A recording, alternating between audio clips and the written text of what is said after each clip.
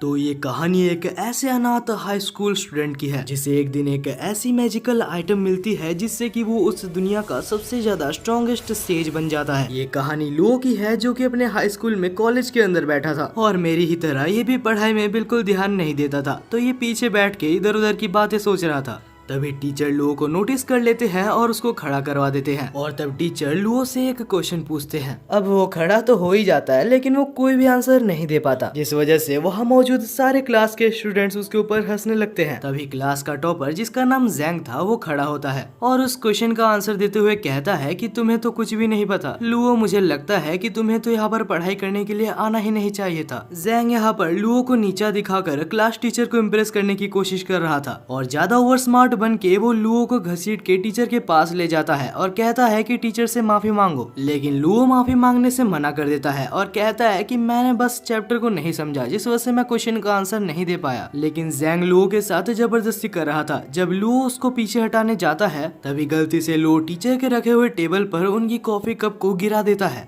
लेकिन तब लुओ अपने रिफ्लेक्सेस के साथ उस कप को बचा लेता है। लेकिन कप को बचाने के चक्कर में लुओ ने टीचर के ब्रश पेन को तोड़ दिया था और वो ब्रश पेन टीचर के लिए काफी ज्यादा इम्पोर्टेंट था। अगले ही सीन में हम देखते हैं कि जैंग को और लुओ को टीचर प्रिंसिपल ऑफिस में ले जाते हैं और जैसे ही दोनों प्रिंसिपल ऑफिस पहुंचते हैं तो हम लुओ को देखते हैं जो कि बहुत ज्यादा डरा हुआ था क्योंकि उसे पता है कि सारी ब्लेम उसके ऊपर ही आने वाली है। तब हम जैंग को देखते हैं जो कि प्रिंसिपल के ऑफिस में आते साथ ही अच्छा बनने का नाटक कर रहा था। वो लुओ के साथ भी अच्छे से बात कर रहा था और वो बोलता है कि मैं लुओ की तरफ से भी माफी मांगता हूँ। अभी ये सब देखने के बाद तो लुओ बहुत ज्यादा गुस्सा हो चुका था। वो कहता है कि प्रिंसिपल आप जो भी अभी देख रहे हैं सब ये नाटक कर रहा है। लेकिन तभी प्रिंसिपल चिल्लाते हुए कहता है कि बिल्कुल चुप हो जाओ लुओ, तुमने टीचर जू के सबसे ज्यादा इम्पोर्टेंट चीज को तोड़ दिया है। ये एक हजारों सालों इम्पोर्टेंट एंशिएंट ब्रश था जिसे कि ढूंढना लगभग इम्पॉसिबल है। लेकिन तभी टीचर जू बीच में बोलते हैं कि लुओ, तुम्हें इतना ज्यादा सोचने की जरूरत नहीं है, तुम बस मेरे लिए एक ऐसा सेम टू सेम ब्रश खोज के लाओ। लेकिन मैं तुम्हें पहले ही कह देता हूँ कि ये ब्रश तुम्हें इजीली नहीं मिलने वाली। इस ब्रश को खोजते खोजते तुम्हें बहुत चीजें पता चलेगी जिससे कि तुम्हें भी फायदा होगा और मुझे भी मेरा ब्रश वापस मिल जाएगा। अब लुओ इस चीज के लिए हाँ बोल देता है क्योंकि अगर वो ना बोलता तो उसे इस कॉलेज से निकाल दिया जाता। लेकिन लुओ जल्दी समझ जाता है कि ये कितना ज्यादा मुश्किल काम था क्योंकि पूरा शहर को एक एक जगह पर खोजने के बाद भी उसे वो ब्रश कहीं भी नहीं मिलता। वो तो ये तक सोच रहा था कि कहीं टीचर मुझे जानबूझ के सफर तो नहीं करवा रहे। लेकिन तभी घूमते घूमते लुओ को जैंग दिखता है जो कि एक जगह पर दौड़ के जा रहा था। जब लुओ उसका पीछा करता है तो उसे पता चलता है जैंग भी उसी ब्रश को खोज रहा है ताकि वो लुओ से पहले उस ब्रश को टीचर को दे सके।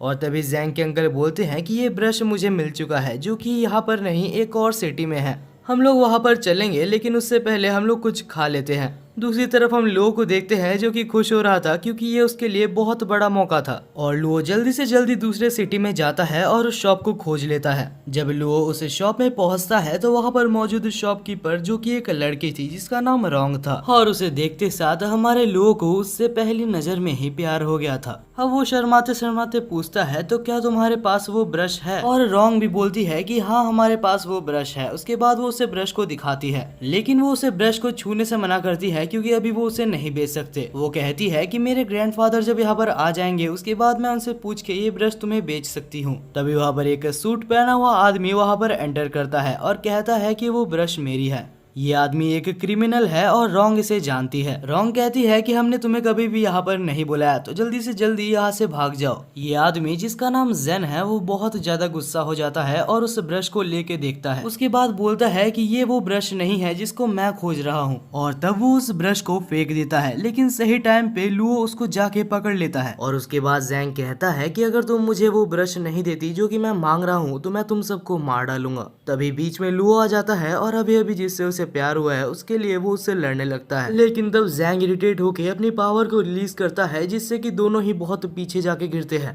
तब रोंग कहती है कि लुओ पीछे रहना। उसके बाद ही रोंग अपनी पावर को रिलीज करती है। वो कुछ आइसिकल स्पीयर्स का इस्तेमाल करती है जिससे कि जैंग के ऊपर कुछ ज्यादा खास असर नहीं पड़ता। लेकिन जैंग तब हैरान हो जाता है जब रोंग अपने पास में से एक स्नो ब्रश को समन करती है और उससे उसके ऊपर हमला करती है। तब जैंग भी सीरियस हो जाता है और वो अपने क्लाउड ब्रश को समन करता है। और इसके बाद दोनों ही पागलों की तरह लड़ने लगते हैं। लुओ सोच रहा था कि कहीं वो इनके बीच में मारा ना जाए। तब जैंग रोंग को कहता है कि मैं तुम्हें पहले ही बता दूं, तुम्हारे पास जो ब्रश है वो ताकतवर है, लेकिन तुम मुझे हरा नहीं सकती। अब हमें यहाँ पर एक पास्ट का सीन दिखाया जाता है जहाँ हमें एक ओल्ड मैन को दिखाया जाता है जो बैठ के बहुत ज्यादा ड्रिंक कर रहा था। और ये कोई ऐसा वैसा पर्सन नहीं है, ये उस दुनिया का सबसे ज्यादा स्ट्रॉन्गेस्ट सेज है। लेकिन क्योंकि अभी ये बूढ़ा हो चुका है तो वो और काम नहीं करना चाहता। उसे पता है कि वो बहुत ही जल्दी मारा जाएगा, जिस वजह से वो अपनी जिंदगी को एंजॉय कर रहा था। लेकिन उसने मरने से पहले अपनी स्पिरिट और अपनी सारी पावर्स को एक ब्रश के अंदर कैद कर दिया था।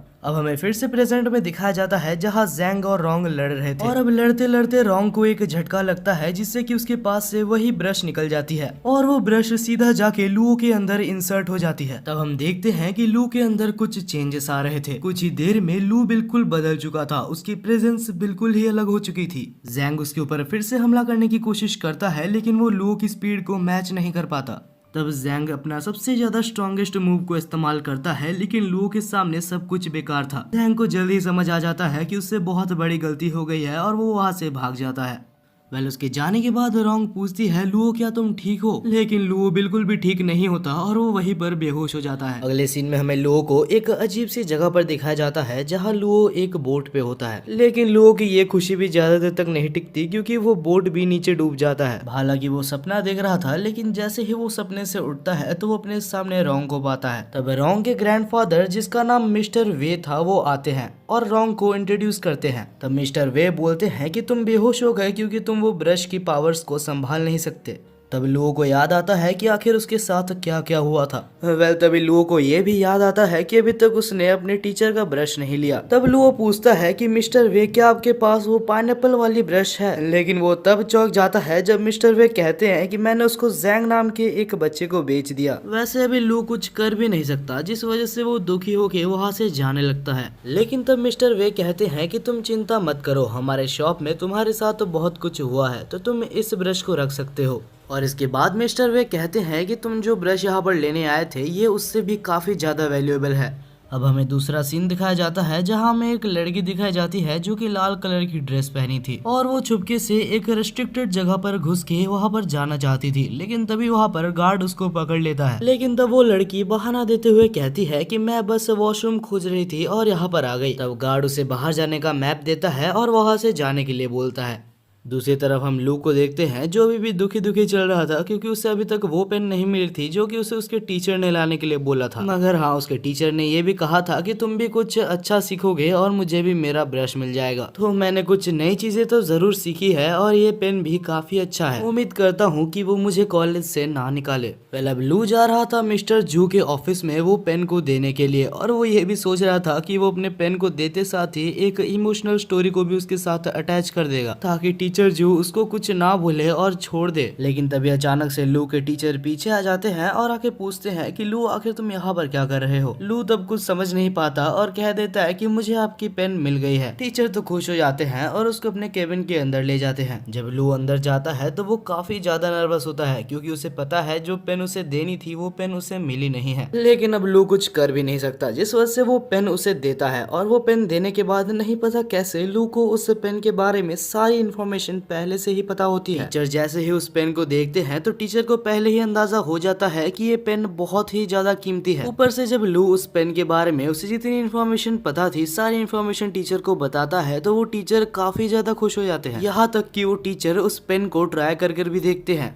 अब लू कम से कम इस कॉलेज से बाहर तो नहीं निकाला जाएगा। इसके बाद के सीन में हम लू को देखते हैं जो कि एक कैफे में बैठ के रिसर्च कर रहा था कि आखिरकार उसे अचानक से इतनी सारी इन्फॉर्मेशन कहाँ से आई और वो ब्रश पेन क्या थी। लेकिन तभी हम देखते हैं कि कुछ गुंडे कैफे के अंदर आ जाते हैं जो कि कैफे के ओनर के मालिक को धमकाने लगते हैं। हालांकि जब लड़ाई होती है तो कैफे का ओनर काफी ज्यादा अच्छा मार्शल आर्टिस्ट था जिस वजह से वो आराम से कुछ बंदों को धो देता है और तब लू भी उसके मदद करने के लिए आ जाता है। लू को देख के कैफे का ओनर काफी खुश होता है और बोलता है कि तुम तो अभी अभी मेरे दोस्त बने थे दरअसल लू और कैफे का ओनर अभी कुछ ही टाइम पहले दोस्त बने थे। वह अब लड़ाई आगे बढ़ती है, लेकिन कुछ ही देर बाद हम देखते हैं कि लू को बहुत जन घेर लेते हैं और अब लू एक बहुत ही ज्यादा मुसीबत में फंस चुका है, क्योंकि उसके ऊपर 2 से 3 जन मारने वाले थे। लेकिन जैसे ही लू के बॉडी पे हमला होता उससे पहले ही लू के बॉडी से कुछ एनॉर्मस पावर एक्टिवेट हो जाती है। नहीं पता कैसे, लेकिन लू हवा में आ जाता है और उसे खुद भी नहीं पता कि आखिर ये उसकी पावर्स काम कैसे करती है। ये पावर देख के वहाँ पर मौजूद सारे बंदे कैफे के ओनर के ऊपर हमला करने जाते हैं, लेकिन तभी हम देखते हैं कि लू अचानक से वहाँ टेलीपोर्ट होके सबको मार देता है। अब यहाँ पर सारे बंदे मार खाने के बाद जा चुके थे और कैफे का ओनर जिसका नाम केन था वो कहता है कि मुझे पता नहीं था कि आखिर तुम अपने सुपर ह्यूमन पावर्स को मुझसे छुपा रहे हो। वेल केन उससे कुछ बातें करना चाहता था, लेकिन लू बोलता है कि मैं काफी ज्यादा टायर्ड हूँ तो मैं तुमसे बाद में बात करूंगा। वेल दूसरी तरफ लू काफी ज्यादा एक्साइटेड था, क्योंकि उसे बहुत सारी चीजों के बारे में पता चल रही थी और वो एक काफी ज्यादा पावरफुल पर्सन बन चुका था। वो तो विश्वास नहीं कर पा रहा था कि ये सब उसके साथ रियल लाइफ में हो रही है। वो सोचता है कि वो खुद को इंक ब्रश पेंटर बुलाएगा या फिर इंक ब्रश मैन, लेकिन ये सब बहुत ही ज्यादा वियर्ड नेम थे, जिस वजह से वो कुछ और सोचने का प्लान करता है। लेकिन वो काफी ज्यादा टायर्ड था तो वो नेम सोचते सोचते सो ही जाता है। जब लू सो रहा था तो नींद में उसे एक अजीब सा बूढ़ा आदमी दिखता है, जिसे देख के वो काफी ज्यादा डर जाता है और अब वो सो भी नहीं पा रहा था, जिस वजह से वो आधी रात को ही घर से बाहर निकल जाता है। वो सोचता है कि मुझे कुछ भी करके उस शॉप में वापस जाना होगा इन सब के आंसर्स को पाने के लिए। मगर जैसे ही वो रात को बाहर चल रहा था तो उसे अपने पीछे कुछ बहुत ज्यादा डेंजरस महसूस होता है। वो जैसे ही पीछे देखता है तो उसके पीछे एक बहुत ही खतरनाक मॉन्स्टर था। उसे देखने के बाद लू अपनी पूरी कोशिश करता है कि वो वहाँ से भाग जाए, लेकिन कुछ भी करके वो मॉन्स्टर उसको पकड़ लेता है। लू अपने आप को ये कह रहा था कि चिंता मत करो, तुम्हारे पास सुपर ह्यूमन पावर्स है, लेकिन असल में ये सुपर ह्यूमन पावर्स तब काम ही नहीं करते। तब लू सोचता है तो शायद यही मेरा अंत है। लू की जिंदगी यहाँ पर एक मॉन्स्टर लेने वाला था। लू ये बिल्कुल एक्सेप्ट कर चुका था और अपने रिग्रेट्स को वापस दोहरा रहा था कि वो मरने वाला है, लेकिन अभी तक उसकी एक भी गर्लफ्रेंड नहीं बनी, ना ही वो सुपरमैन बन पाया जो वो बचपन से बनना चाहता था। तभी वो मॉन्स्टर भी लू को मारने ही वाला था, लेकिन अचानक से वो मॉन्स्टर बिल्कुल जम जाता है,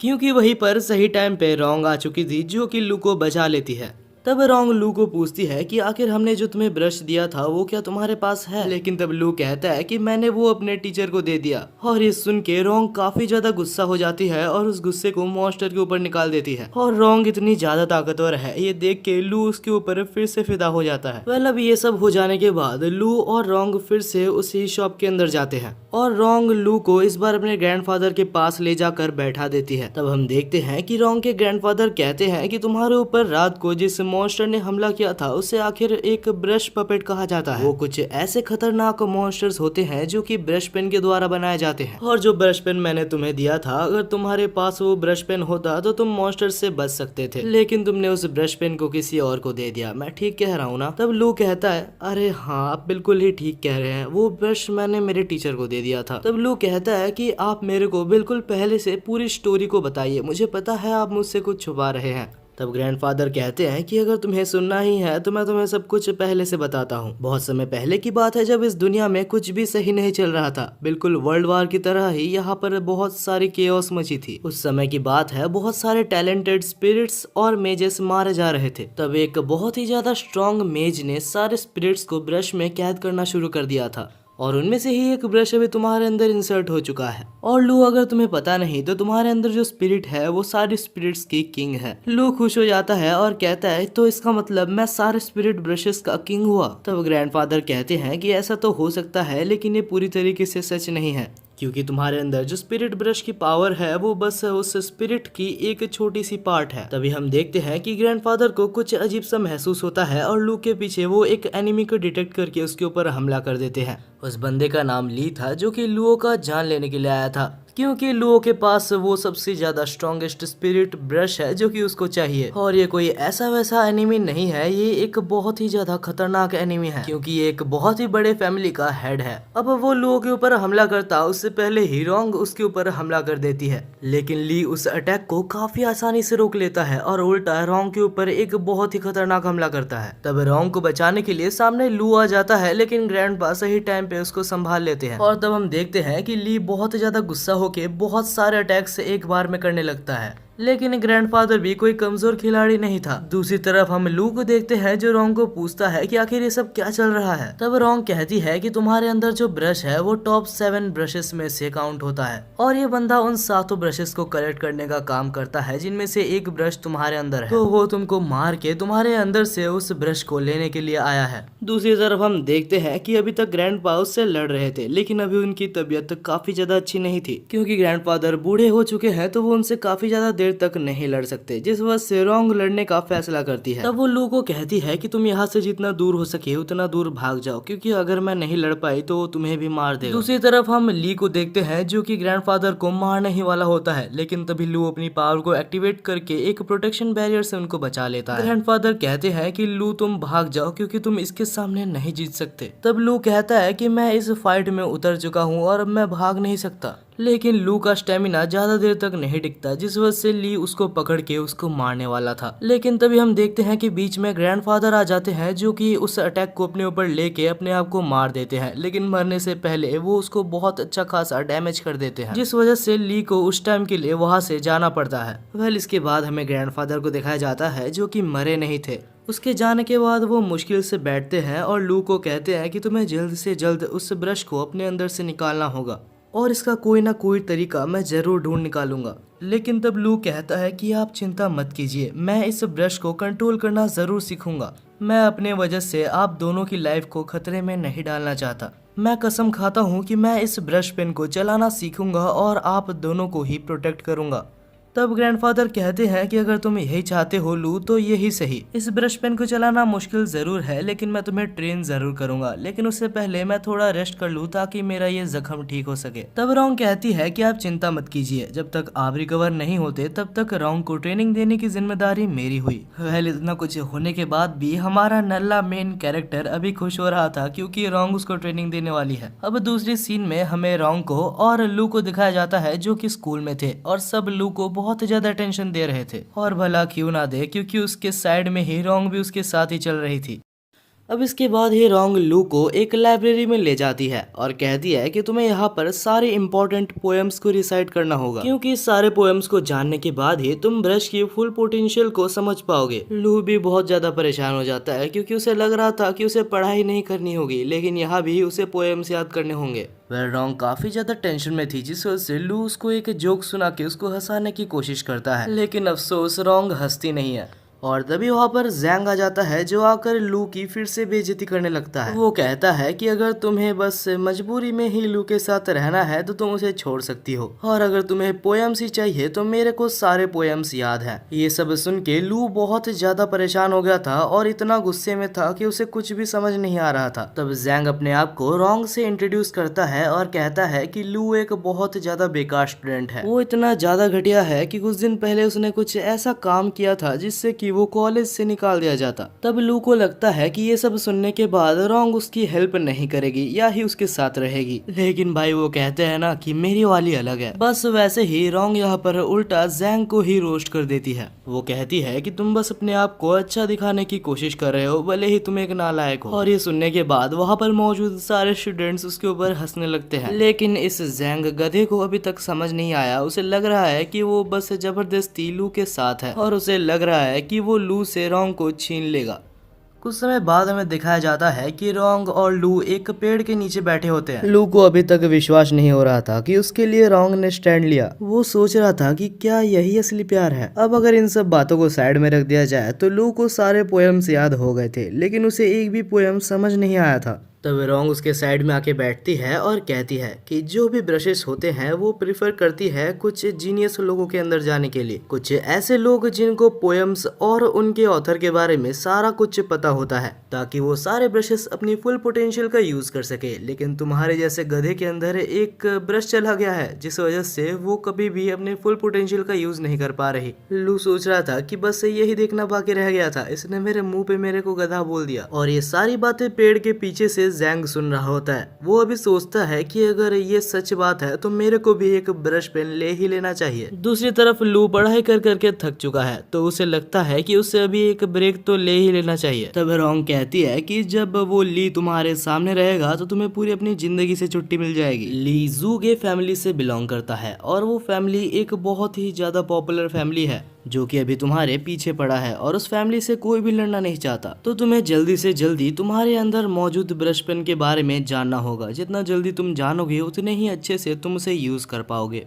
और हमारा नल्ला बेरोजगार लू अभी भी बस छुट्टी लेने के बारे में सोच रहा था। तभी अचानक से नहीं पता कैसे लेकिन उसके अंदर मौजूद सारे ब्रशेस के बारे में उसे इन्फॉर्मेशन पता लग जाती है और वो सारी इन्फॉर्मेशन रोंग को समझा देता है। तब हमें बताया जाता है कि लू यहाँ पर आने से पहले अपने टीचर के पास गया था जिससे कि वो सारी इन्फॉर्मेशन कलेक्ट करके लाया था। बस वही क्योंकि वो रोंग को इम्प्रेस करना चाहता था। और हाँ, ये काम भी करता है क्योंकि ये सब सुनने के बाद रोंग लू को देखकर पहली बार अपनी जिंदगी में स्माइल करती है। और ये सब होने के बाद लू अपने ही ख्यालों में खो गया था जिस वजह से रोंग उसको एक जोर का मारती है और उसको बोलती है कि और ज्यादा पढ़ाई करो। तब दूसरी तरफ हम जैंग को देखते हैं जो कि मिस्टीरियसली अपने अंकल से बात कर रहा था और कहता है कि अंकल जल्दी से जल्दी मेरे लिए एक स्पिरिट ब्रश को खोजो। तब उसके अंकल भी कहते हैं कि मैंने पहले से ही एक स्पिरिट ब्रश तुम्हारे लिए रखा हुआ है।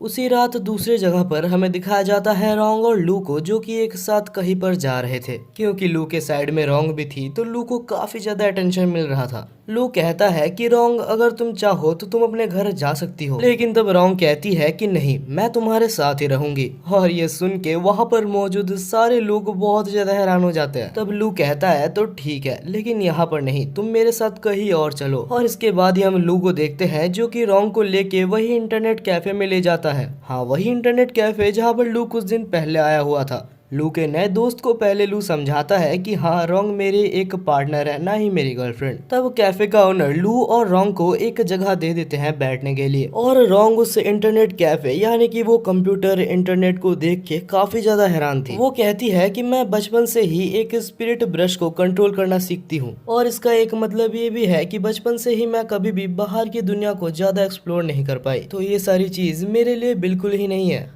तब लू कहता है कि इस इंटरनेट में बहुत कुछ है, अगर तुम चाहो तो हम लोग अभी कुछ देर के लिए प्रैक्टिस को साइड में रख के कुछ गेम्स खेल सकते हैं। और रोंग को भी थोड़ा सा ब्रेक चाहिए था जिस वजह से दोनों ही गेम्स को खेलने लगते हैं। कुछ देर बाद लू सोचता है कि क्या सच में रोंग इससे पहले कभी भी गेम्स नहीं खेली है, क्योंकि रोंग पहले ही ट्राई में गेम को बहुत ही अच्छे से खेल रही थी। रोंग कहती है कि ये सब गेम्स वगैरह बहुत ही ईजी है ये कंपेरिजन में कि मैं बचपन से ही एक स्पिरिट ब्रश को यूज करती हूँ। मेरे ख्याल से इन गेम्स को खेलने से 100 गुना ज्यादा हार्ड है स्पिरिट ब्रश को कंट्रोल करना। और ये सुनने के बाद लू फिर से अपने प्रैक्टिस में लग जाता है। उसे ये पता चलता है कि जितनी जल्दी वो जितने ज्यादा पोएम्स को रिसाइट करेगा उतनी जल्दी ही उसकी स्पिरिट स्ट्रांग होगी। अब इतनी सारी पोएम्स को रिसाइट करने के बाद वो काफी ज्यादा थक चुका था तो वो उठता है और अपने दोस्त के पास जाता है और तब वो उससे बात करते करते कहता है कि रोंग बिल्कुल भी ऐसी वैसी लड़की नहीं है, वो सच में एक बहुत ज्यादा मेहनती लड़की है। तब कैफे का ओनर एक सजेशन देता है। वो कहता है कि मुझे जैसे लगता है रोंग एक ऐसी लड़की है जो कि इंटरनेट कैफे में आना ज्यादा देर तक पसंद नहीं करेगी।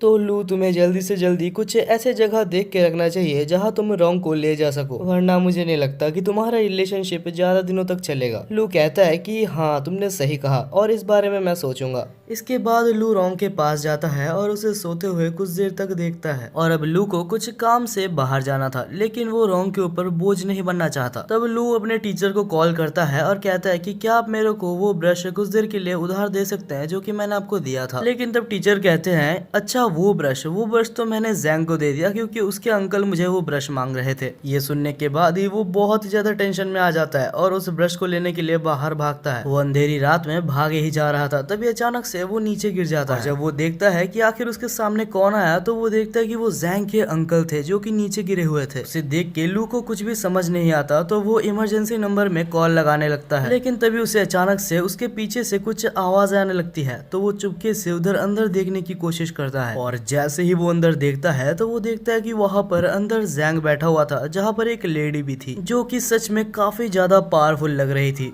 और तब वो जैंग के साथ कुछ कर रही होती है। ये देख के लू बिल्कुल ही चौंक जाता है। तब वो लेडी कहती है कि तुम्हें तो शुक्रगुजार होना चाहिए कि तुम मेरे पपेट बनने के लायक हो। दूसरी तरफ लू को कुछ भी समझ नहीं आ रहा होता कि आखिर वो क्या करे। जैंग का चेहरा देख के लू को उसको एक जोर का थप्पड़ मारने का मन कर रहा था, लेकिन क्योंकि वो एक मुसीबत में है तो इंसानियत के खातिर लू को उसे बचाना होगा। लेकिन तब लू सोच रहा था कि मुझे पता है कि अगर मैं डायरेक्टली उससे लड़ने जाऊं तो मैं मारा जाऊंगा, क्योंकि नो डाउट वो लेडी मेरे से काफी ज्यादा स्ट्रांग है। यहाँ पर मुझे शायद से रोंग को बुलाना चाहिए, लेकिन रोंग को अगर मैं बुलाने जाऊं तब तक जैंग भी मारा जाएगा। अब बहुत ज्यादा सोचने के बाद लू को फाइनली एक आइडिया आता है। दूसरी तरफ हम उस लेडी को देखते हैं जो कि जैंग के साथ कुछ कर रही थी, और तभी लू वहाँ से चिल्लाता है और कहता है कि आखिर अंदर कौन है। जैसे ही लेडी बाहर आती है तो लू बहुत ही ज्यादा गुस्से में कहता है, आखिर तुमने जैंग को कैसे पकड़ा? तुम्हारी हिम्मत भी कैसी हुई जू गे फैमिली से टक्कर लेने की? अगर आपको याद नहीं आ रहा तो ये वही फैमिली है जो कि लू के पीछे पड़ी हुई है उसे मारने के लिए, और क्योंकि ये सबसे ज्यादा स्ट्रॉन्गेस्ट फैमिली है तो वो उसकी हेल्प से यहाँ पर जैंग को बचाने की कोशिश कर रहा है। लेकिन वो लेडी उसको बिल्कुल भी सीरियस नहीं ले रही थी और कह रही थी कि तुम बस मजाक कर रहे हो। लेकिन तब लू अपनी पावर को रिलीज करता है और उसको दिखाता है कि उसके पास भी एक स्पिरिट ब्रश है, और ये देखने के बाद वो लेडी उसके ऊपर थोड़ा थोड़ा भरोसा करने लगती है। और तब वो कहती है कि मैंने जैंग को नहीं पकड़ा, वो खुद ही मेरे पास आया था अपने ब्रश को अपने अंदर इंसर्ट करवाने के लिए। लेकिन यहाँ पर लू कुछ ज्यादा ही ओवर एक्टिंग करते हुए कहता है कि मुझे ये सब नहीं सुनना, तुम जैंग को वापस दे दो,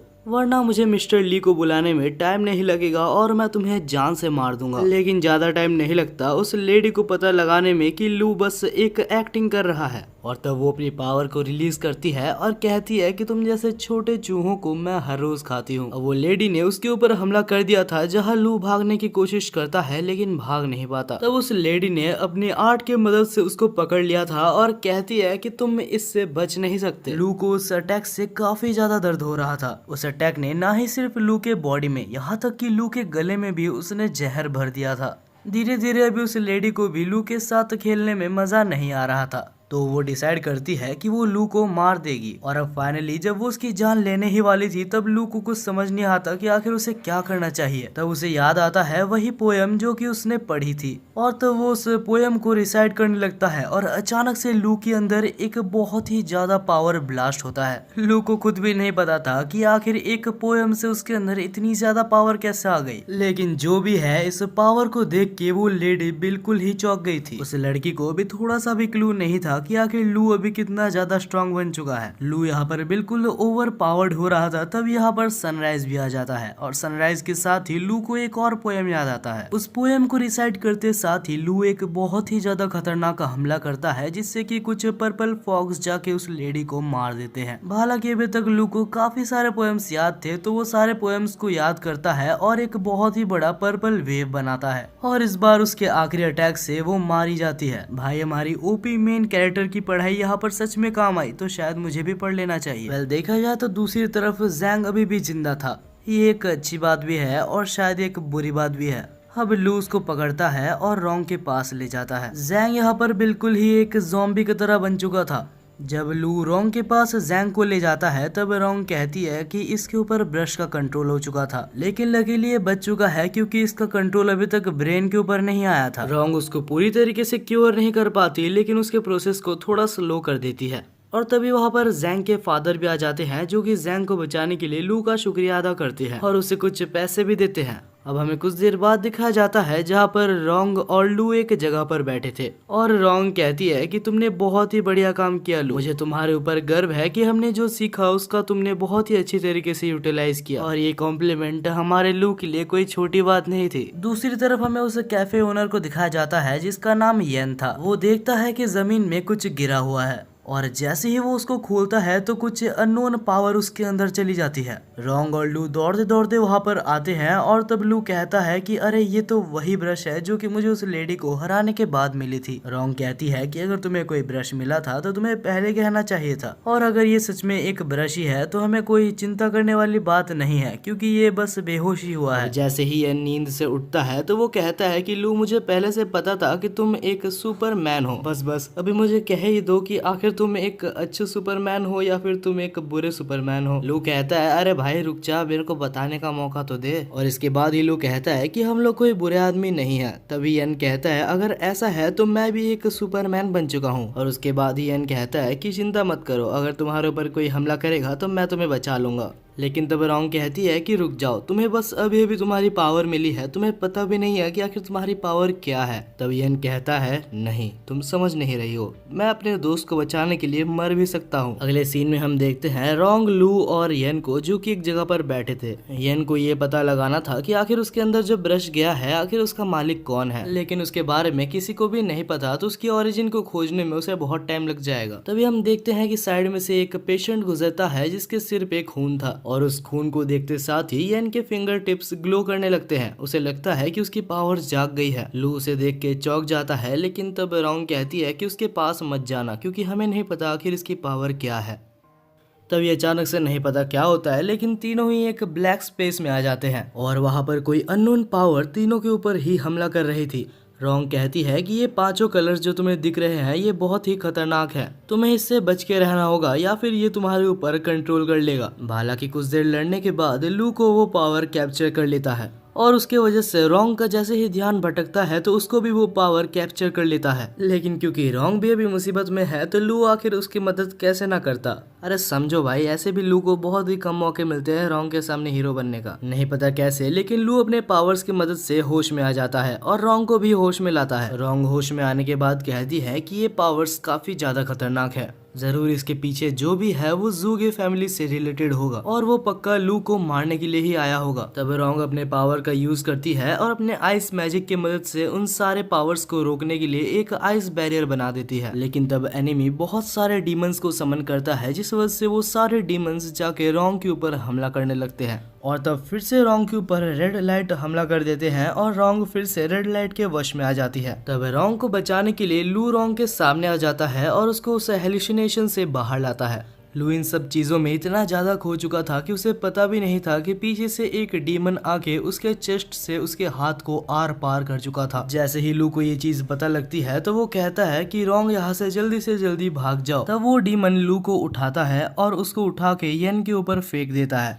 तब जैसे ही यन उसकी उंगलियों से लू को पकड़ता है तो अचानक से नहीं पता कैसे लू के सारे इंजरीज खुद ब खुद हील हो जाते हैं। लू को तो समझ नहीं आ रहा था कि आखिर वो अभी तक जिंदा कैसे है। तब यन रोंग को भी छूता है और रोंग के भी सारे इंजरीज हील हो जाते हैं। तब उन्हें समझ आता है कि आखिर ये सब चीजें यन की उंगलियों की मदद से हो रहा है। अब फाइनली हमारे नल्ले कैफे ओनर को भी थोड़ा सा अपने ऊपर गर्व हो रहा था। तब वो कुछ ज्यादा ही ओवर कॉन्फिडेंट हो जाता है और खुद ही चला जाता है डीमन से लड़ने के लिए। हाँ, वो बात अलग है कि वो बहुत ही बुरा पिटता है, लेकिन हाँ वो अपने इंजरीज को अपने ही पावर से खुद को हील कर सकता था। और आखिर में येन उन सारे कामों के पीछे जिसका हाथ था उसको खोज निकालता है। तब वो ज़ूगे फैमिली का मेंबर सरेंडर करने की कोशिश करता है, लेकिन येन उसे छोड़ता नहीं है और उसे बहुत मारता है। लेकिन तब वो ज़ूगे फैमिली का मेंबर वहाँ से जान बचा के भाग जाता है। अब वो सारा काला धुआं वहाँ से हट चुका था और वो लोग फिर से हॉस्पिटल में आ चुके थे। तब लू जैंग को देखने के लिए हॉस्पिटल के अंदर जाता है और वहाँ पर उसके टीचर भी बैठे हुए थे, जो कि काफी ज्यादा दुखी हो रहे थे और कहते हैं कि शायद ये सब कुछ मेरे वजह से ही हुआ है। तब लू को आइडिया आता है और येन अपने फिंगर टिप्स की मदद से जैंग को छूता है, लेकिन वो पूरी तरीके से अभी भी रिकवर नहीं हुआ था क्योंकि येन के पावर्स भी अभी जैंग के ऊपर पूरी तरीके से काम नहीं कर रहे थे। तो लू यहाँ पर रोंग के पास जाता है। तब वो देखता है कि रोंग किसी से बात कर रही थी और उससे कहती है लू हमारे जाल में फंस चुका है और जैसे सब कुछ हमारे प्लान में था वैसे ही चल रहा है। वो मेरी हर बात को मान लेता है, उसे मैनिपुलेट करना काफी इजी है। जब ये सब सुनने के बाद लू रोंग के पास जाता है और उसे पूछता है, तब रोंग कहती है ये तो काफी ऑब्वियस है, तुम्हें ऐसा तो नहीं लगा ना कि मैं बिना किसी मेरे कारण के तुम जैसे इडियट के साथ घूमूंगी। अब ये सब सुनने के बाद लू का दिल पूरी तरीके से टूट चुका था। उसे पता नहीं था कि रोंग बस उसका इस्तेमाल कर रही है। अगले सीन में हमें रोंग और रोंग के ग्रैंडफादर को दिखाया जाता है। हमें बताया जाता है कि पहले से ही रोंग के ग्रैंडफादर का यही प्लान था कि वो लू के मदद से बाकी सारे ब्रशेस को खोजेंगे। अब ये सब सोच के जब लू बाहर चल रहा होता है तभी उसको वही रेड ड्रेस पहनने वाली लड़की दिखती है। ये वही लड़की है, अगर आप याद करोगे तो पहले ये बिल्कुल ही इलीगल तरीके से एक टेम्पल पे घुसना चाहती थी। वो यहाँ पर आके लू को मैनिपुलेट करने की कोशिश कर रही थी। वो कहती है कि तुम मेरे साथ चलो, उस रोंग ने तुमको धोखा दे दिया लेकिन मैं तुम्हें धोखा नहीं दूंगी। अगर तुम चाहो तो मेरे साथ मिलके रोंग और उसके ग्रैंडफादर से पहले 7 कोलोसल ब्रश को खोज सकते हो। लेकिन वो बोलते हैं ना कि एक बार धोखा खाने के बाद बार बार धोखा नहीं खाते। तब लू कहता है कि नहीं, कोई जरूरत नहीं है, मैं ऐसे ही ठीक हूँ। लेकिन तब वो रेड ड्रेस वाली लड़की लू को जबरदस्ती उसके साथ खींच के ले जाती है। यहाँ पर लू चाहता तो ना बोल सकता था, लेकिन लू की मस्ती तो देखो। और इसी मस्ती के चक्कर में वो फिर से मैनिपुलेट हो जाता है और हमें पता ही है कि ये लाल ड्रेस वाली लड़की कोई अच्छी लड़की नहीं है। तब वो रेड ड्रेस वाली लड़की लू को कोने में ले जाती है और फ्लर्ट करने के बहाने उसको बेहोश कर देती है। और उसके बाद वो लड़की लू को कार में भर के वहाँ से चली जाती है। दूसरी तरफ हम रोंग और येन को देखते हैं जो कि लू को खोज रहे थे, लेकिन लू का तो कोई अता पता ही नहीं था। दूसरी तरफ हमें फिर से लू को दिखाया जाता है जो कि कार के डिक्की में बंद था और उसे जैसे ही होश आता है तो वो देखता है कि उसके पावर्स को सील कर दिया गया है। तब वो लेडी उसको एक मंदिर में ले आती है और कहती है कि अगर मैं चाहूँ तो इस मंदिर में तुम्हें अभी इसी वक्त मार के तुम्हारे अंदर से उस ब्रश को ले सकती हूँ। और तब लू के अंदर से उस ब्रश को लेने के लिए वो लेडी वहाँ पर एक बहुत ही खतरनाक अटैक लू के ऊपर करती है। लेकिन तभी अचानक से उस अटैक को किसी ने रोक दिया था। तभी हमें एक अननोन पर्सन को दिखाया जाता है जो कि बिल्कुल ही टकला था। तब वो अननोन पर्सन उसके स्टूडेंट को बुलाता है जिसका नाम जू था और कहता है कि जल्दी से जल्दी उस लेडी को मार गिराओ। जहाँ पर जू और वो लेडी फाइट करने लगते हैं, लेकिन वो लेडी भी काफी ज्यादा कमजोर नहीं थी। हम देखते हैं कि वो दोनों के अंदर बहुत ही अच्छा फाइट चलता है, लेकिन आखिर में जू थोड़ा ज्यादा स्ट्रांग निकलता है और इस फाइट को जीत जाता है। लेकिन आखिर में कुछ भी करके वो लेडी वहाँ से भागने में कामयाब रही थी। इसके बाद ही हमें वो टकले आदमी का नाम बताया जाता है जो कि मास्टर बेड था। अब ये सब खत्म होने के बाद मास्टर बेड लू से पूछते हैं कि तुम्हारे अंदर ब्रश है क्या, मैं सही बोल रहा हूँ? तब लू कहता है कि नहीं, मेरे अंदर कोई भी ब्रश नहीं है। मास्टर बेड कहते हैं कि तुम्हारे अंदर ब्रश है और ये मैं सेंस कर सकता हूँ। तब लू एक फाइट के लिए प्रिपेयर हो रहा था, लेकिन तभी मास्टर बेड कहते हैं कि चिंता मत करो, हम तुम्हें हार्म पहुंचाने के लिए नहीं आए हैं, ना ही मैं तुमसे कोई फाइट करना चाहता हूँ। मुझे बस तुम्हारे अंदर मौजूद वो ग्रीन कोलोसल ब्रश के बारे में थोड़ा सा और जानना है। तब मास्टर बेड लू को एक पुरानी कहानी के बारे में बताते हैं। बहुत सालों पहले की बात है, मैं और रोंग के फादर बहुत ही अच्छे दोस्त हुआ करते थे, लेकिन कुछ कारणों की वजह से रोंग के फादर वहाँ से डिसअपीयर हो गए और आज तक उनका कोई भी अता पता नहीं है। तुम्हारी हेल्प से मैं बस इतना जानना चाहता हूँ कि रोंग के फादर अभी कहाँ हैं और कैसे हैं। तभी अचानक से मिस्टर बेडी को किसी की प्रेजेंस महसूस होती है और वो कोई और नहीं येन था। इसको देखने के बाद लू सबको शांत करवाता है और कहता है कि येन मेरा दोस्त है। लू जब मुसीबत में था तो उसने येन को कॉल किया था, जिस वजह से येन यहाँ पर आ गया था। लेकिन तभी मिस्टर बेडे और बाकी सभी को फिर से एक जन के आने की प्रेजेंस महसूस होती है और ये प्रेजेंस काफी ज्यादा स्ट्रॉन्ग थी। तब मास्टर बेडे अपने मैजिक की मदद से सबको डिसअपीयर कर देते हैं। तब हम देखते हैं कि वहाँ पर एक पर्सन आया था जिसका नाम किंग था और वो वहाँ पर एक पर्सन को लेके आया था जिसके अंदर से उसको ब्रश निकालना था। दरअसल ये जगह या फिर ये टेम्पल एक ऐसा टेम्पल है जहाँ किसी भी पर्सन के अंदर से ब्रश को निकाला जा सकता है। इसके बाद ही किंग उस ब्रश को उस बॉडी के अंदर से निकालने का प्रोसेस चालू करता है। धीरे धीरे उस पर्सन के अंदर से सारी स्पिरिट निकल के एक ब्रश का फॉर्म ले रही थी और जब उसका ब्रश निकालने का काम हो जाता है तो उसके बाद किंग एक चाकू लाता है जिससे कि वो उस पर्सन को मारने वाला था। लेकिन तभी हम देखते हैं कि लू, येन और बाकी सारे लोग मिस्टर बेडी को छोड़ के सारे लोग उधर से निकल आते हैं, क्योंकि उनसे ये चीज नहीं देखा जाता कि उनके सामने ही एक पर्सन की मौत हो रही है। क्योंकि सब लोग निकल ही चुके थे तो मिस्टर बेडी को भी वहाँ से निकलना ही होता है। तब किंग लू को देख के बहुत ज्यादा खुश हो जाता है, क्योंकि उसे पता लग चुका था कि लू के अंदर भी 7 कोलोसल ब्रशेस में से एक ब्रश मौजूद है और जो पर्सन से वो ब्रश को अभी एक्सट्रैक्ट किया वो पर्सन के अंदर भी एक 7 कोलोसल ब्रशेस में से एक ब्रश मौजूद था। तब जैसे ही किंग लू के ऊपर हमला करता है तो लू अपनी पावर को समन करने की कोशिश करता है, लेकिन नहीं कर पाता। वो तो अच्छा हुआ कि जू ने सही टाइम पे लू को बचा लिया था। ये देख के मास्टर बेडे कहते हैं कि लू तुम पीछे रहो, क्योंकि तुम्हें अभी तक पूरी तरीके से ब्रश को यूज करना शायद नहीं आया है। दूसरी तरफ जू अभी भी किंग से लड़ रहा होता है। जू बहुत ही अच्छा टक्कर किंग को दे रहा था।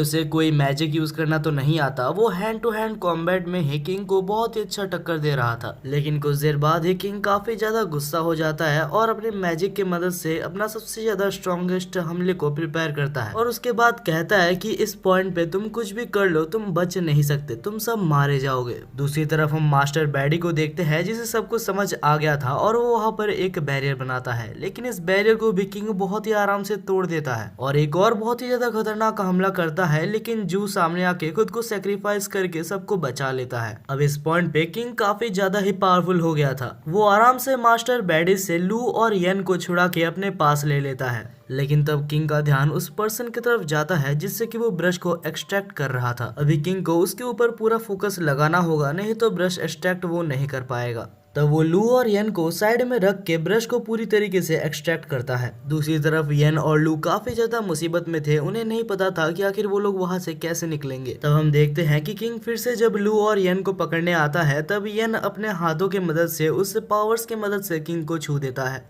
जैसे ही येन किंग को छूता है तो किंग के पास जो ब्रश था वो फिर से उस पर्सन के अंदर चला जाता है। तब हम देखते हैं कि लू को पता चलता है कि येन के पास दो पावर्स है, एक पावर हील करने की और एक पावर पास्ट में जाने की। तब हम देखते हैं कि किंग उन दोनों को फिर से अपने कब्जे में करने के लिए एक और बहुत ही ज्यादा खतरनाक हमले को प्रिपेयर कर रहा था, लेकिन तब किंग का हमला मिस हो जाता है और वो हमला सीधा जाके ब्रश पेन पे लगता है और वो ब्रश पेन जाके सीधा फिर से लू के अंदर चला जाता है। 2 मिनट के लिए तो वहाँ पर सारे लोग ही चुप हो गए थे, क्योंकि इस वर्ल्ड में ये इम्पॉसिबल है कि किसी एक पर्सन के अंदर 2 स्पिरिट ब्रश चला जाए। हम लू को देखते हैं जिसके अंदर एक बहुत ही बड़ा एनर्जी ब्लास्ट होता है और यहाँ तक किंग के सामने लू ने अपनी नई पावर को दिखा दी थी। उस वक्त के लिए किंग वहाँ पर बिल्कुल ही डर चुका था, जिस वजह से वो वहाँ से भाग जाता है। इसके बाद हमें दिखाया जाता है कि येन तो बहुत ही ज्यादा खुश था कि उसने इतनी जल्दी अपनी नई पावर को आइडेंटिफाई भी कर लिया और उसे यूज करना भी सीख गया। लेकिन तब लू काफी ज्यादा थक गया था और वो नीचे बैठ जाता है और कहता है कि मैंने अपनी नई पावर को नहीं सीखा है। वो कहता है कि मैंने बस एक पोएम को रिसाइट किया था जिससे कि बस उसकी इमेजिनेशन बनी थी। इन रियलिटी उस ब्रश को मुझे चलाना बिल्कुल भी नहीं आता। इसके बाद ही मास्टर बैडे आते हैं और लू की बॉडी को चेक करते हैं और कहते हैं कि मुझे नहीं पता कैसे, लेकिन लू ने 2 ब्रशेस को फ्यूज करने में कामयाब रहा था। देखा जाए तो इससे पहले भी एक पर्सन ने जबरदस्ती ऐसे करने की कोशिश की थी, लेकिन कुछ देर बाद ही वो मारा गया था। इससे पहले इस दुनिया में कोई भी नहीं आया जिसके पास 2 ब्रशेस हो। इसके बाद ही वहाँ पर एक लेटर भी आता है जो कि रॉन्ग के तरफ से था। उस लेटर को पढ़ने के बाद लू कहता है कि मेरे को समझ नहीं आता कि आखिर रॉन्ग मेरे साथ अच्छा व्यवहार कर रही है या सिर्फ मेरा फायदा उठा रही है। वेलियन कहता है कि तुम्हें एक और बार रॉन्ग को मौका देके देखना चाहिए।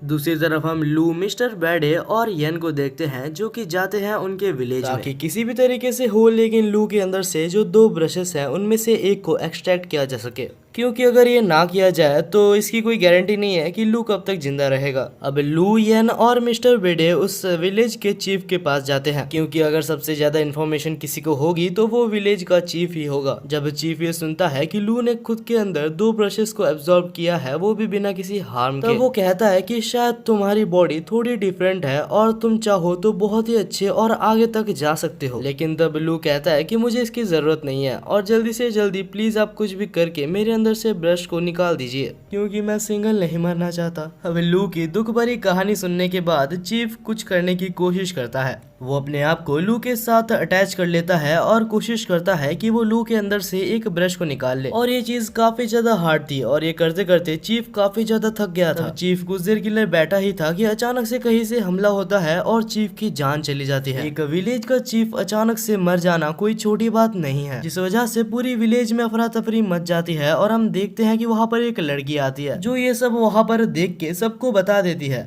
लू और मास्टर बेडे काफी ज्यादा मुसीबत में थे, क्योंकि सब समझेंगे कि उन दोनों ने ही चीफ को मारा है, जिस वजह से वो लोग एक सीक्रेट जगह पर भागते हैं। वो दोनों एक टेम्पल के पास आते हैं जिसके साइड में से एक रास्ता निकलता है एक लाइब्रेरी का। मास्टर बेडे कहते हैं कि इस लाइब्रेरी के बारे में किसी को भी शायद नहीं पता, तो यहाँ पर रहना भी के लिए सबसे हमारे लिए सेफेस्ट होगा। लेकिन ये लाइब्रेरी कोई नॉर्मल लाइब्रेरी नहीं है, यहाँ से निकलने के लिए हमें बहुत सारी मेहनत करनी होगी, और अब हम यहाँ पर आ चुके हैं तो हम वापस नहीं जा सकते, क्योंकि अगर हम गए तो हम मारे जाएंगे। अब जैसे ही वो लोग लाइब्रेरी में आगे बढ़ते हैं तो वहाँ पर एक बहुत ही अजीब सी हैंडराइटिंग में कुछ लिखी हुई थी, और हम देखते हैं कि साथ ही में वहाँ पर बीच में बहुत सारे ब्रशेस भी रखे हुए थे। अचानक ही उन ब्रशेस को लू और मिस्टर बैडी के प्रेजेंस महसूस हो जाते हैं, जिस वजह से वो लोग एक्टिवेट हो जाते हैं और अभी इनमें से कुछ ब्रशेस मॉन्स्टर के फॉर्म ले चुके थे। तब हमें बताया जाता है कि ये मॉन्स्टर्स ब्रश पपेटियर्स है जिनको सिर्फ साउंड सुनाई देता है, इनको दिखाई नहीं देता। तब लू इसी चीज का फायदा उठा के वहाँ पर मौजूद सारे ब्रश पपेटियर्स को मार डालता है। लू की फाइटिंग स्किल्स देख के मास्टर बैडी काफी ज्यादा इम्प्रेस हुआ था। इसके बाद ही वो लोग वहाँ पर मौजूद सारे सिंबल्स को देखने लगते हैं और हमारा जीनियस टकला यानी कि मास्टर बैडी ये निकाल लेता है कि कहाँ पर एग्जिट हो सकता है। वो लोग एग्जिट के पास जाते हैं लेकिन वहाँ पर कोई भी डोर नहीं था। लू को बहुत ही ज्यादा टेंशन हो रहा था कि उनको यहाँ से निकलना ही होगा, जिस वजह से वो गधा अपना दिमाग को यूज नहीं करता और अपने मैजिक पावर को समन करके उस गेट को ही तोड़ देता है। और उसके बाद मास्टर बैडी को कहता है कि जब मैं स्ट्रेस में रहता हूँ तो ऐसा ही होता है। बाकी दूसरी तरफ मास्टर बैडी काफी ज्यादा टेंशन में थे क्योंकि उन्हें नहीं पता कि आखिर चीफ कैसे मारे गए। और हमें यहाँ पर एक बहुत ही ज्यादा शॉकिंग चीज बताई जाती है। आखिरकार चीफ मास्टर बैडी के खुद के फादर थे। अब दोनों ही अलग अलग हो जाते हैं और हम देखते हैं कि लू फाइनली येन को खोज लेता है। रात हो चुकी थी लेकिन लू सो नहीं पा रहा था। उसे क्या पता कि अगर वो आज रात सो जाए तो कल सुबह वो उठे या ना उठे। तब वो अपने नए ब्रश को समन करता है और उससे पूछता है कि आखिर मैं तुमको अलग कैसे करूं। लेकिन ब्रश वापस उसको एक खाली पेज दे देता है, यानी कि लू की तरह लू का ब्रश भी बिल्कुल ही गधा है। यहाँ में एक और शॉकिंग चीज पता चलती है। लू का जो सेकंड ब्रश है यानी कि ये येलो वाला ब्रश, लू जब जब इसका इस्तेमाल करेगा तब तक लू की लाइफ धीरे धीरे खत्म होते जाएगी। तब लू सोचता है कि क्या उसे रॉन्ग की हेल्प लेनी चाहिए, लेकिन तभी वहाँ पर येन कहता है कि लड़कियां सिर्फ तुम्हें स्लो कर देगी, चिंता मत करो, मैं जू और मिस्टर बैडी तुम्हारे साथ ही हैं।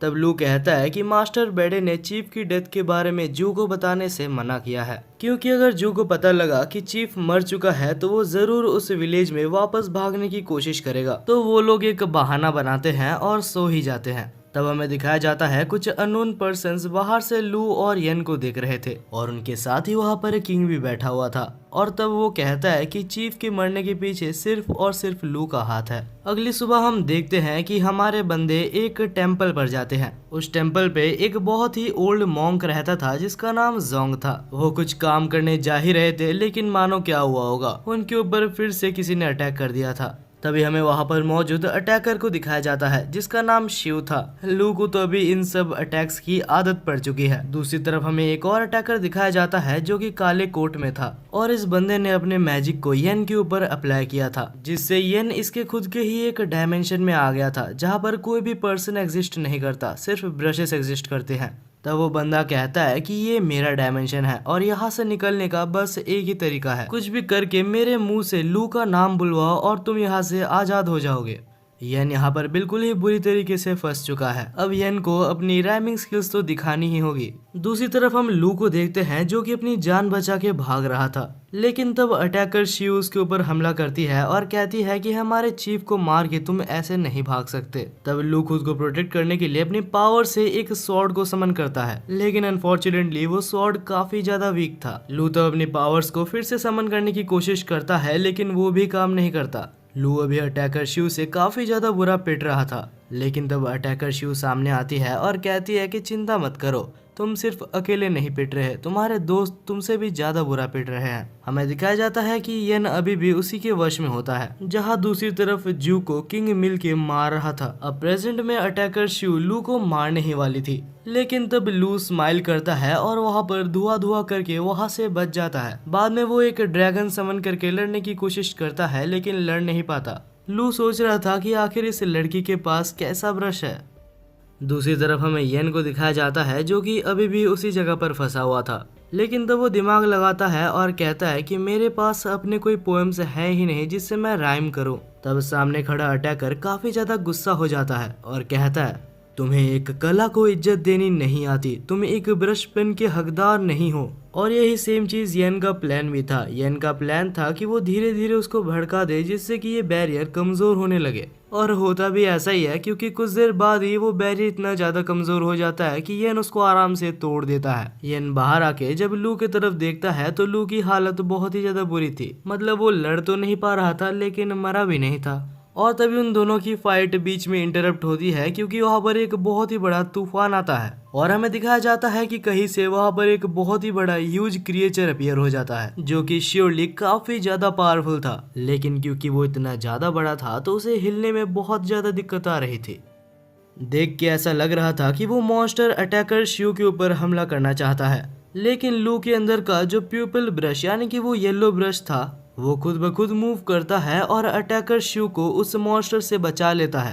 हालांकि शिव को लग रहा था कि लू उसके साथ कुछ करने की कोशिश कर रहा है और इसके बाद ही शिव वहाँ पर बहुत ज्यादा इमोशनल होकर रोने लगती है, लेकिन लू को समझ नहीं आता कि आखिर ये सब क्या हो रहा है।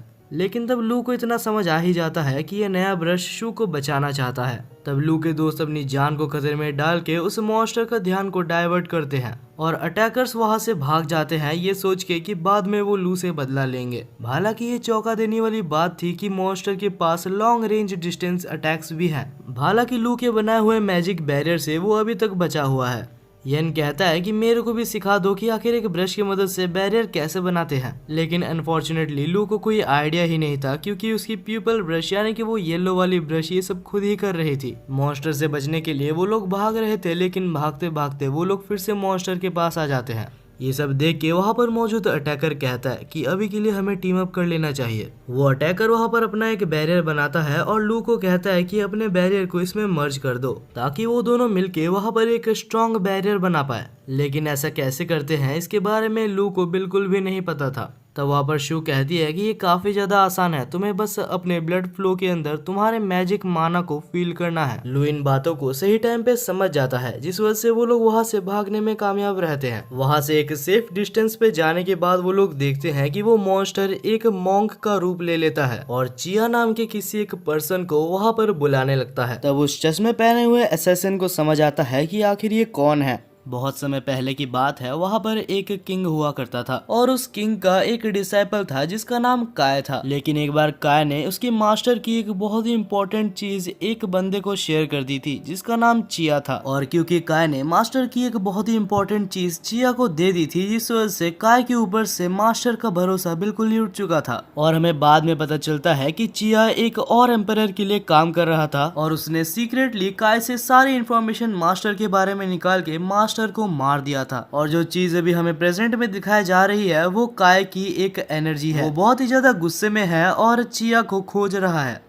दूसरी तरफ हम लू, येन और बाकी असैसिन्स को देखते हैं और लू की येलो वाली ब्रश नहीं पता कैसे लेकिन एक जगह पर पॉइंट कर रही थी, तो उन्हें लगता है कि अगर वो उस चीज को डिस्ट्रॉय कर दे तो काय की आत्मा को शांति मिलेगी। लेकिन तब असैसिन्स कहते हैं कि बाहर जाना खतरे से खाली नहीं है और अगर हम बाहर जाए भी तो हमारे पास बहुत ही ज्यादा कम टाइम होगा उस चीज से बचने के लिए। तब येन कहता है कि अगर तुम लोग बिल्कुल भी डैमेज होते हो तो मैं तुम लोग को हील कर सकता हूँ, लेकिन हाँ मेरे पास जितनी एनर्जी है मैं तुम लोग को सिर्फ 9 बार ही हील कर पाऊंगा। तब हम देखते हैं लू, येन और शी इस खतरे को उठा के बैरियर से बाहर निकलते हैं, लेकिन निकलते साथ ही उसके ऊपर बहुत सारे अटैक्स हो जाते हैं और दोनों को हील करते करते उनके पास बस 6 ही चांसेस रह जाते हैं। इसके बाद ही फिर से लू के ऊपर हमला होता है, लेकिन शी उसको बचा लेती है, लेकिन शी फिर से डैमेज हो जाती है जिसकी वजह से येन को उनको फिर से हील करना पड़ता है और उनके पास अभी सिर्फ 3 ही चांसेस बचे हैं। और ऐसे करते करते ही अभी येन के पास सिर्फ लास्ट चांस ही बचा होता है। लेकिन तब शी बहादुरी दिखाते हुए कहती है कि मुझे और हीलिंग की जरूरत नहीं है।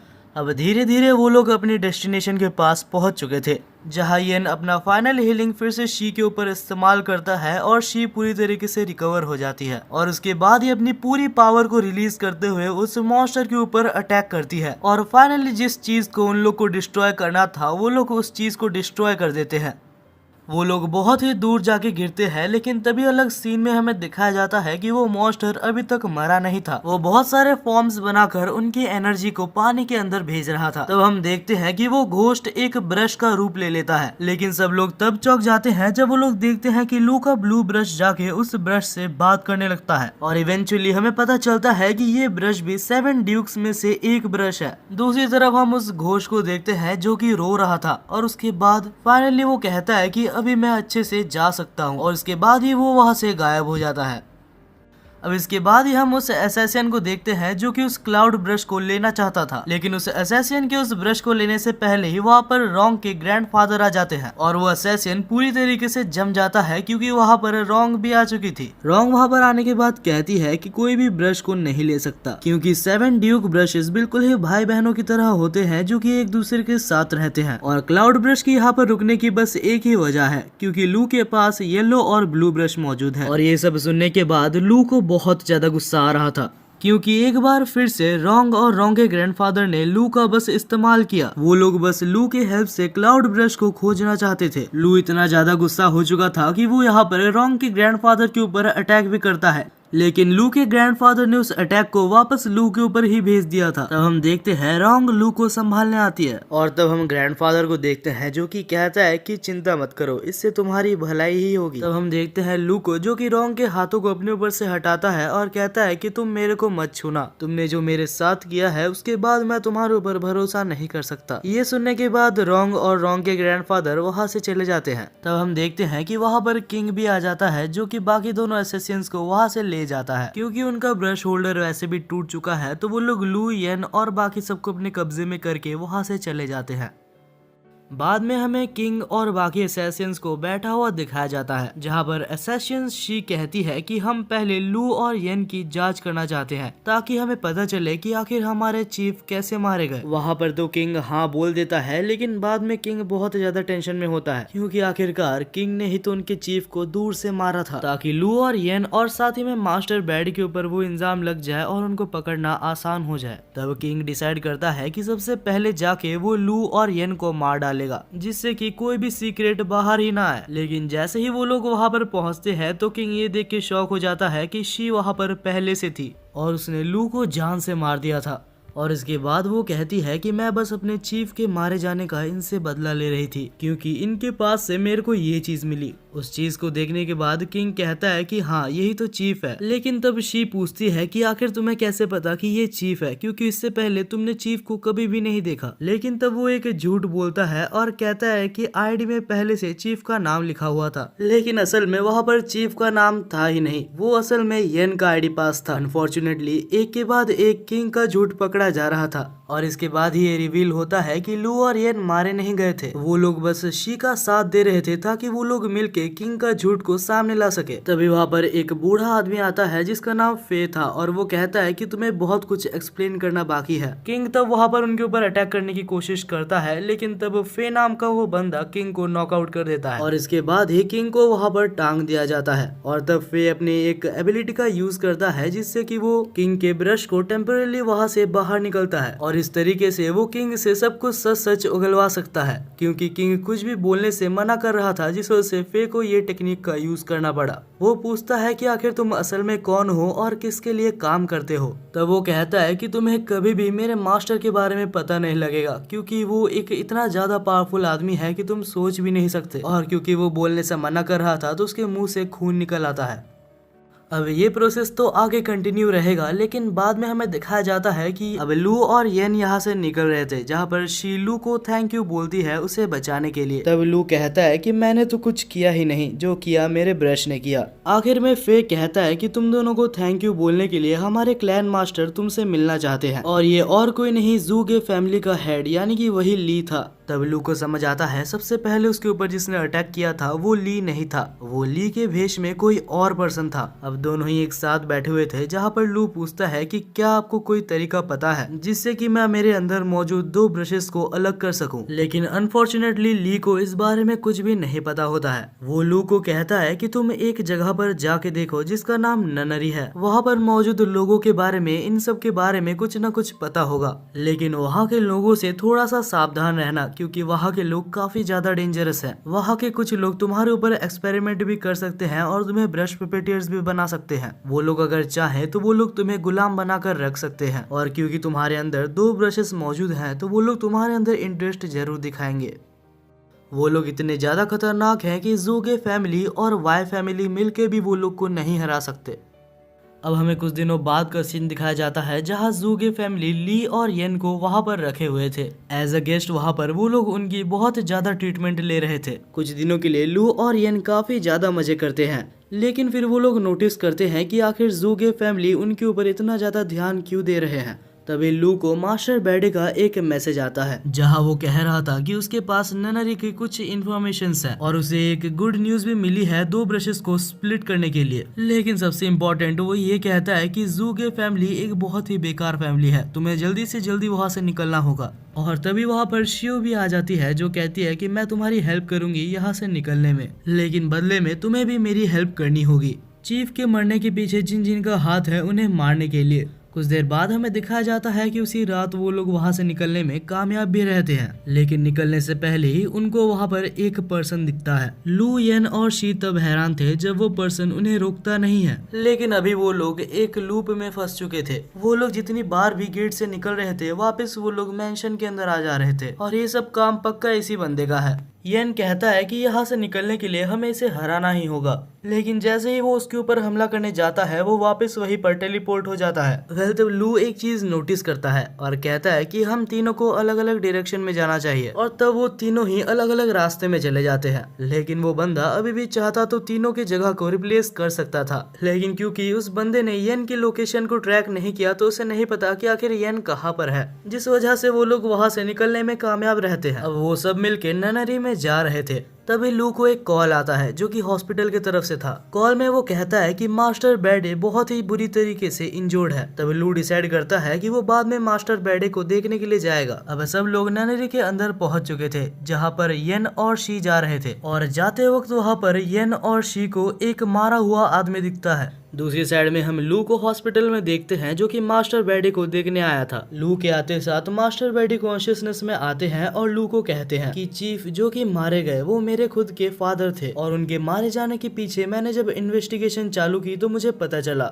लू तुम्हें पहले से तो ये पता ही है कि वाई फैमिली और जू के फैमिली दुश्मन है, लेकिन इन्वेस्टिगेशन के टाइम में मुझे पता चला कि वाई फैमिली और जू के फैमिली के बीच में एक ट्रेटर मौजूद है, यानी कि वो वाई फैमिली की हर इंफॉर्मेशन जाके जू के फैमिली को बताता है। मास्टर बैडी कहता है कि मैं उनके पीछे पीछे ही था और मैंने उनको बात करते हुए सुना कि वाई फैमिली और जू के फैमिली के सबसे ज्यादा इम्पोर्टेंट और सबसे ज्यादा पावरफुल ब्रशेस को वो लोग चुराने की कोशिश कर रहे थे। फर्दर जब मैंने उनका पीछा किया तो मैंने देखा कि वो दोनों ननरी के पास जा रहे थे और वहाँ पर मैं पकड़ा गया और उन दोनों ने मुझे बहुत ज्यादा मारा। और तभी लू को ध्यान में आता है कि येन और शी अभी ननरी के अंदर ही हैं। दूसरी तरफ येन और शी उस मरे हुए आदमी को देख रहे थे। शी काफी ज्यादा टेंशन में थी क्योंकि उसे लग रहा था कि मास्टर ने उससे कुछ छुपाया है। सब कुछ जानने के लिए येन और शी ननरी के अंदर भागते हैं। दूसरी तरफ लू येन को कॉल करता है लेकिन येन उठाता नहीं है, तो लू वहाँ से निकलता है जल्दी से जल्दी उनके पास जाने के लिए। दूसरी तरफ लू और शी वहाँ पर पहुंच चुके थे और वो लोग देखते हैं कि वही चश्मा वाला एसेसियन और साथ ही में मास्टर फे वहीं पर होते हैं और वो लोग मौजूद वहाँ पर ननरी के मास्टर से लड़ रहे होते हैं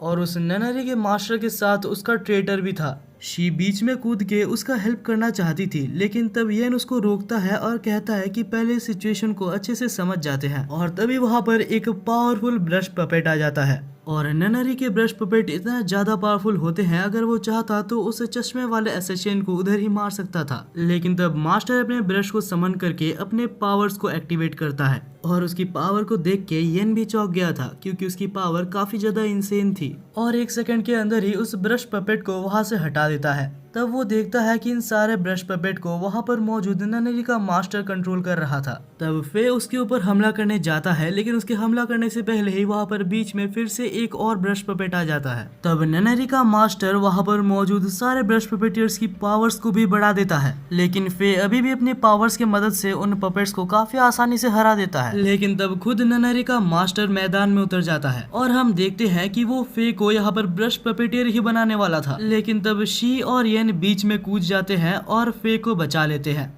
हालांकि लड़ते वक्त येन को एक मॉन्स्टर हमला कर देता है और वो दूर जाके गिरता है। वो कहता है कि मैं तो बस फे को रिकवर करने वाला था, मैं बेकार ही में बैठ जाता हूँ। वेल येन और शी को समझ आ जाता है कि उनकी पावर यहाँ पर यूजलेस है लेकिन तभी हमारे वहाँ पर हीरो की एंट्री होती है। लू वहाँ पर आते साथ ही अपने पावर्स के मदद से बहुत सारे सोल्जर्स को समन करता है। लू येन को उठाता है और एक स्ट्रॉन्ग हैंडशेक देता है, यानी कि मानो वो ये कह रहा था कि चिंता मत कर दोस्त, मैं आ चुका हूँ। हैंडशेक के साथ ही लू येन के हाथों में कुछ देता है। अब जैसे ही वो लोग मिलकर हमला करने वाले थे तभी ननरी का मास्टर अटैक करता है और शी, येन और साथ ही में मास्टर तक को बेहोश कर देता है। उसने एक ऐसा हमला किया था जो कि धीरे धीरे उनके पास से एनर्जी लेके उनको मार देगा। तब वो कहता है कि मुझे पता है तुम यहाँ पर इसलिए आए हो ताकि तुम अपने ब्रश को सेपरेट कर सको। लू के पास और कोई भी ऑप्शन नहीं था सिवाय उसके बात मानने के। तब ननरी का मास्टर कहता है कि मेरी बात ध्यान से सुनो, यहाँ से थोड़े आगे जाते ही तुम्हें एक छोटा सा मेंशन दिखेगा, उसके अंदर जाना सबके लिए पॉसिबल नहीं है। वहाँ पर 4 ड्रैगन्स रहते हैं और साथ ही वहाँ पर एक मास्टर कैलीग्राफर रहता है जिसको कि बहुत ही मुश्किल से उस जगह पर सील किया गया है। तुम्हें अपने येलो ब्रश का यूज करके उस मेंशन के अंदर जाने का मौका मिलेगा और वहाँ पर जाने के बाद तुम अपने पेन्स को सेपरेट कर सकते हो।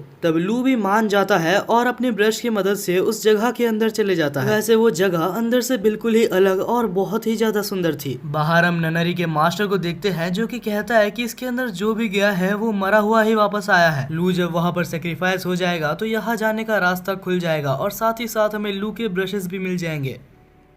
दूसरी तरफ हमें लू को दिखाया जाता है जो कि 4 ड्रैगन से घिरा हुआ था, लेकिन कोई भी ड्रैगन उसके ऊपर हमला नहीं कर रहा था क्योंकि लू के पास जो ब्लू ब्रश है वो उनसे बात कर सकती थी। और तभी वहाँ पर कैलीग्राफर भी आता है और कैलीग्राफर को देख के लू बिल्कुल ही चौंक गया था। तब हम देखते हैं कि कैलीग्राफर उसको अपने साथ एक रूम में ले जाता है और वहाँ पर उसे एक ड्रिंक देता है। ड्रिंक को पीते साथ ही लू के सारे इंजरीज हील हो जाते हैं। दूसरी तरफ हम येन को देखते हैं जिसका हाथ चमक रहा था। लू ने येन के हाथों में एक ऐसा चीज दिया था जिससे कि वो पूरी तरीके से रिकवर हो गया था। येन रिकवर होने के बाद चुपचाप से फे और शी को रिकवर कर देता है और उनको रिकवर करने के बाद वो तीनों मिलके फिर से उनके ऊपर हमला करने लगते हैं। दूसरी तरफ हम फिर से लू और कैलीग्राफर को देखते हैं। कैलीग्राफर कहता है कि तुम्हारे पास 2 ऑप्शंस हैं, या तो तुम अपने अंदर से दोनों ब्रशेस में से एक ब्रश को निकाल दो या तो तुम्हें एक ऐसी पावर मिलेगी जिससे कि तुम उनको बचा सकते हो। तब लू दूसरे ऑप्शन को सिलेक्ट करता है और उसको सिलेक्ट करते साथ ही लू को एक बहुत ही ज्यादा ओवर पावर्ड स्किल मिलती है और उस स्किल के साथ वो बाहर जाके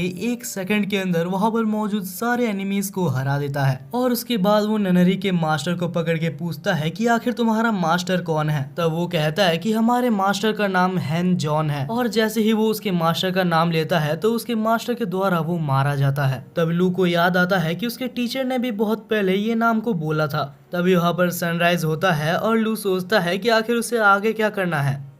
और इसी के साथ फाइनली हमारे इस एनिमे का सीजन 1 खत्म होता है। ये एनिमे काफी ज्यादा अच्छा था और अगर मुझे इस एनिमे को रेट करना होगा तो मैं इसे 8/10 की रेटिंग दूंगा। और यार कमेंट सेक्शन में ये तो जरूर से बता के जाना कि आप कितना रेटिंग इसको देना चाहते हैं। वैसे तो ये एनिमे बहुत ज्यादा अच्छा भी नहीं था, लेकिन यार अगर आपको इस वीडियो को देखने में मजा आया तो यार दोस्त समझ के एक सब्सक्राइब तो आप कर ही सकते हैं। अगर आप सब्सक्राइब कर लेते हैं तो आपको इसका पार्ट 2 बहुत ही जल्दी मिल जाएगा और मुझे भी मोटिवेशन मिलेगी पार्ट 2 बनाने के लिए। जैसे ही इस एनिमे का सीजन 2 आएगा तो मैं आपको वादा करता हूँ कि मैं आपको इसका पार्ट 2 जरूर से लेके आऊंगा। बाकी यार वीडियो को हाइप कर देना, देखते हैं आप मेरी 1 महीने की मेहनत को कितना ज्यादा रेस्पेक्ट करते हो। वेल मैं माफी भी मांगना चाहूंगा क्योंकि मुझे 1 महीना लग गया, लेकिन अगर इस वीडियो पे अच्छा रिस्पॉन्स आता है तो मैं वादा करता हूँ कि इसके बाद इतना ज्यादा लेट नहीं होगा। वेल तब तक के लिए मिलते हैं एक नए वीडियो में।